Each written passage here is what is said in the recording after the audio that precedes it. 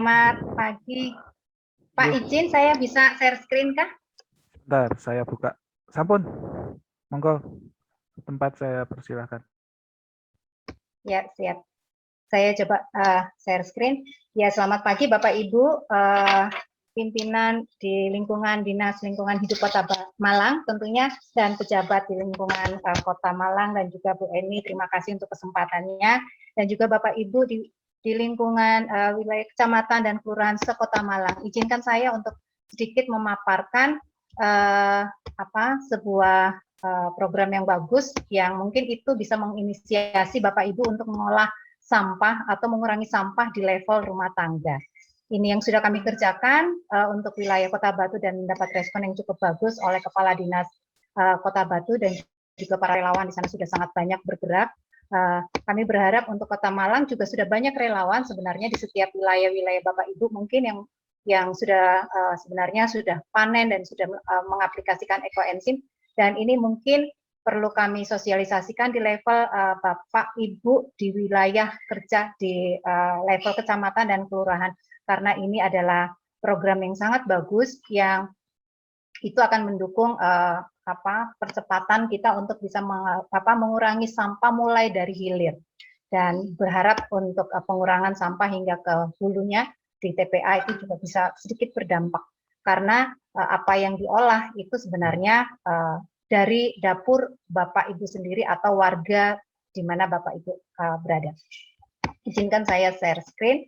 Ini aplikasi ekoenzim dalam mendukung kampung bersinar di era pandemi. Ini agak lambat laptop saya, maaf Bapak Ibu. Ini kalau kita memperhatikan jumlah timbunan sampah di Kota Malang yang cukup sangat mengkhawatirkan. Ini saya dan tim menemukan data pada tahun 2013, dan ada 464 ton per hari ke TPA dan ada 492 ton per hari itu 2013. Tentunya 2021 saya juga mendapatkan data dari website, ada 485 ton per hari yang ke TPA, dan ini menjadi beban kita bersama.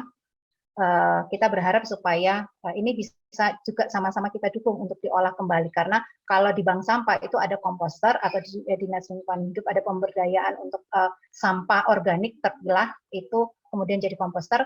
Ini kita juga kemudian menganjurkan jika itu masih baik, jangan cuma jadi komposter, tapi jadikan atau olahkan menjadi ekoenzim yang itu punya kemanfaatan luar biasa. Bapak Ibu bisa lihat 61% sampah kita itu adalah sebenarnya sampah organik yang berasal dari rumah warga kita sekalian. Dan ini kita bisa lihat timbunan sampah nasional Bapak Ibu ada 69% di tahun 2002 yang merupakan sampah organik. Kalau kita lihat komposisi jenis sampah, ini ada 37% dari rumah tangga, ini berdasarkan sumber, dan 37% diantaranya itu adalah sisa makanan. Dan ini eman sekali kalau kemudian tidak diolah secara maksimal. Ini kondisi wilayah Kota Malang, ini hanya ada 1 TPA, ada 4 yang lain seperti kata Bapak Pak Wasto tadi sudah tutup, dan kemudian kita harus mulai ikut terlibat lebih jauh lagi untuk supaya timbunan sampah di 1 TPA kita itu orang tidak mengalami peningkatan dari waktu ke waktu. Jangan sampai terjadi seperti kemarin ledakan di TPA Mayang di Probolinggo kemarin pagi yang cukup mengganggu ya. Bapak Ibu, ini saya juga dapat dari website Uniscap mengenai fokus Pemkot Kota Malang dalam pengelolaan sampah untuk melakukan pemberdayaan di level masyarakat. Ini ada reduksi timbunan sejak di tingkat hulu, kemudian ada sampah organik, dan ekoenzim ada di dalamnya. Apa itu ekoenzim Bapak Ibu? Ini ada penemunya adalah Dr. Sukon di Thailand selama 30 tahun yang lalu. Kita bersyukur karena oleh Dr. John, seorang neuropati dari Penang, Malaysia, ini bisa memperkenalkan penggunaan atau pengaplikasian ekoenzim sampai ke Indonesia, dan masa pandemi ini juga ada sisi positifnya, kita jadi bisa lebih mendapat percepatan transfer ilmu mengenai ekoenzim. Mengapa ekoenzim? Karena ekoenzim ini berarti kita mengurangi beban di TPA akibat sampah organik. Rata-rata 60%, data dunia pun mengatakan demikian, adalah sampah yang terbuang adalah merupakan sampah organik. Ya, dengan menggunakan membuat ekoenzim, kita ini dapat membantu mencegah pemanasan global, Bapak Ibu. Keseimbangan bumi itu terganggu akibat eksploitasi berlebihan oleh manusia. Kemudian dampak produk kimia sintetis ini yang berbahaya bagi kehidupan kita yang dapat mencemari perairan. Mungkin ini ilmu yang mungkin Bapak Ibu di level DLH sudah sangat paham, Bapak Ibu yang di level wilayah kerja juga sudah sangat paham, dampaknya sangat dirasakan jika kemudian kita membiarkan. Dan dengan menggunakan ekoenzim sebagai pengganti produk rumah tangga pasaran, bukan hanya kita menjaga kesehatan tubuh, tetapi juga penghematan pengeluaran rumah tangga.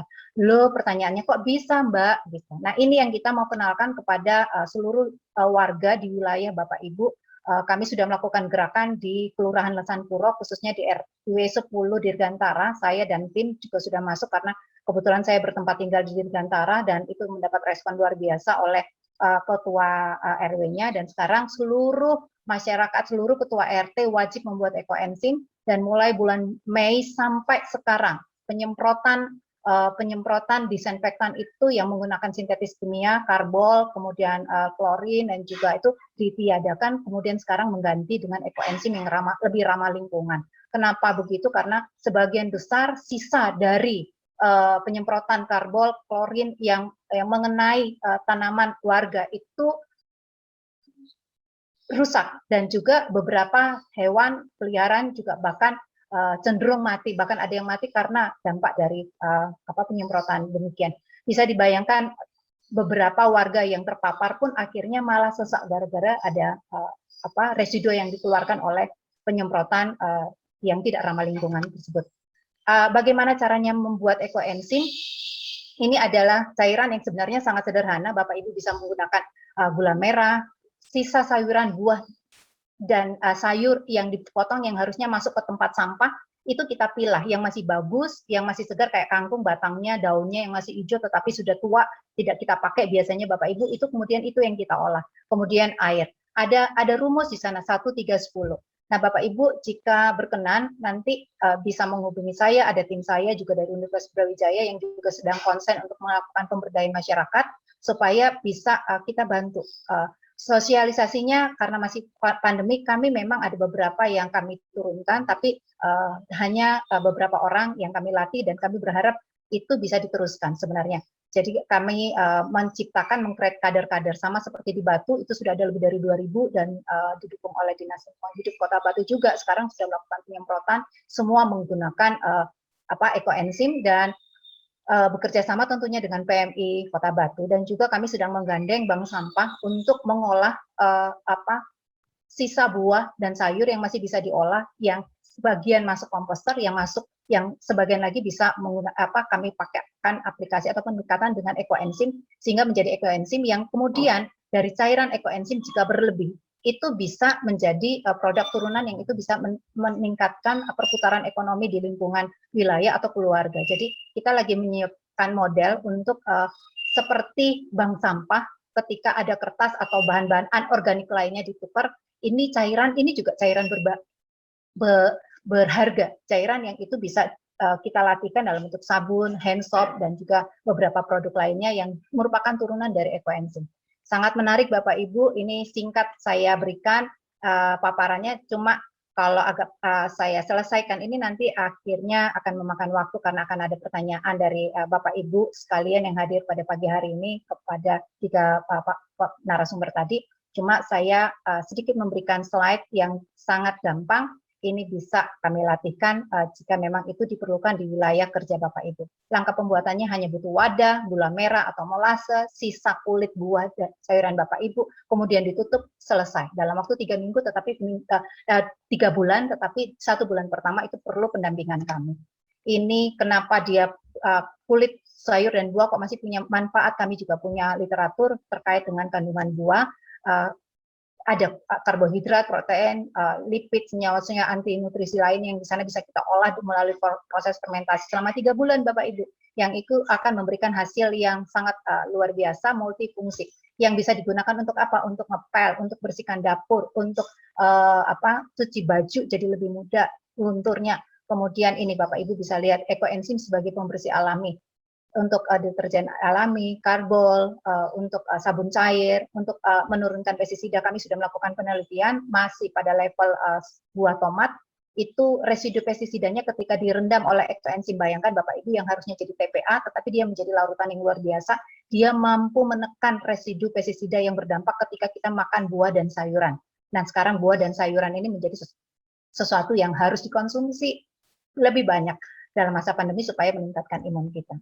Ini bisa menjadi pengganti odol sebagai toner, campuran pada sabun atau sampo. Untuk kumur-kumur, ini yang paling laku pada masa pandemi karena ekoenzim ini menjadi disinfektan yang ketika diproses fermentasi dengan baik, dia bisa menggantikan disinfektan kumur-kumur yang sintetis. Dan itu sudah banyak testimoninya yang menggunakan ekoenzim untuk masa isolasi mandiri. Nah, itu saja yang bisa saya berikan Bapak Ibu. Ini beberapa contoh di wilayah lain, seluruh Indonesia sudah menggunakannya. Gerakan ini Hari Lingkungan Hidup di Bali itu sudah menjadi ikon kami untuk juga kami ikuti gerakan ini di kalau Bapak Ibu lihat kanan atas ini penyemprotan masuk di bandara oleh tim kami juga di bandara Ngurah Rai. Dan ini gerakan mereka sudah pakai bukan cuma pakai PMI tapi sudah pakai GAN ya. Itu yang bisa kami berikan. Ini beberapa flyer yang kami bagikan kepada para relawan dan juga para penggiat ekoenzim di lapangan mengenai yuk mulai gunakan diffuser untuk di rumah untuk meningkatkan sirkulasi udara dan menambah oksigen di dalam udara dengan memberikan ekoenzim 1 mili untuk 1 liter. Sangat irit Bapak karena hasil yang dihasilkan ini adalah biangnya. Kemudian ini untuk menjaga kesehatan sebelah kanan saya gambar flyer untuk sebagai disinfektan gargle yang itu momoknya kita ketika akan di swab antigen itu kan di wilayah hidung dan juga mulut, dan ini banyak yang sudah membuktikan manfaat dari ekoenzim itu.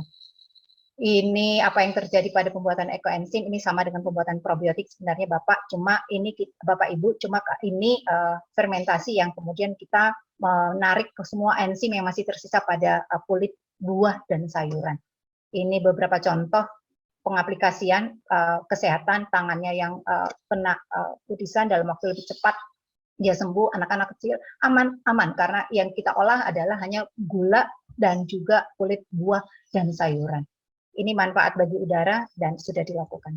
Ini pendampingan kami untuk wilayah Lesanpuro, mungkin ada perwakilan dari Bapak Ibu di Kelurahan Lesanpuro, salah satu RW Bapak juga sudah kami lakukan pendekatan. Kami berharap benar-benar perumahan Dirgantara menjadi perumahan yang tanggap pandemi, tangguh dan sehat dengan menggunakan semua bahan-bahan yang alami. Demikian, ini ada kontak person dari kami, tim Brawijaya. Mungkin Bapak Ibu membutuhkan satu waktu untuk kami dampingi dengan senang hati. Demikian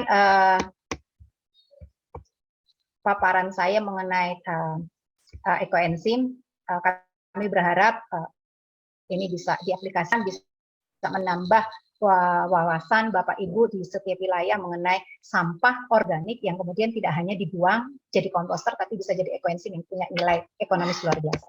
Terima kasih, Pak.